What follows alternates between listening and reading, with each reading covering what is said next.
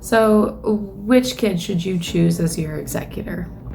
My answer is pick your least favorite. The job of executor, that's a joke, but it's also true. Because the job of executor is oftentimes looked at like it is purely a blessing. It's an honor. The ability to wrap up your financial affairs and deal with all of the creditors and deal with all of the paperwork and deal with all of the professionals is almost acted as if this is some honor to be bestowed upon the next child. And it really isn't. It is very much a job. It is a lot of work. It takes a lot of time. It opens you up to a lot of mental and emotional stress. It is something that not every beneficiary needs to or should endure. So generally, I say choose the child that's going to be practical. Choose the child that's going to get along with most of their siblings, that is going to be looking for reasonable solutions, the peacekeeper, more than the one who's going to argue. You don't necessarily want the oldest or the youngest or any other artificial means. Rather, look at the character of your children and try to figure out which one of them would stop a fight. That's the kid that you want to be the executor. You want the one that's going to calm things down and move it through. You don't want the kid that's going to necessarily be the leader, be the dictator, be telling others what to do.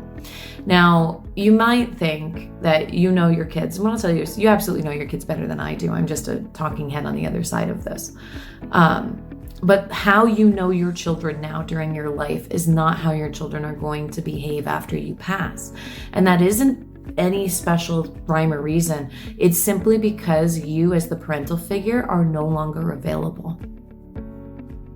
If you might remember, I have toddlers, so this is pretty easy for me to look at and think about. But anytime I leave the room with my two girls on the other side of the door, if they don't know for sure that I'm going to walk back in that room, the two of them start interacting with each other very differently than if they knew that I was right on the other side and ready to walk back in.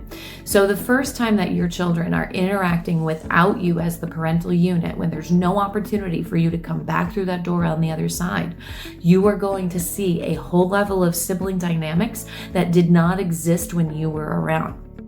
It didn't need to. You were already there as the peacekeeper. You were already there as the person that's going to hold their hands and make them get along. If you are no longer there, that's when you see a lot of families start to hurt. That's when you see a lot of families start to have old wounds open. And for a lot of families, they'll actually sit there and start valuing the love that they received or the relationship that they qualify.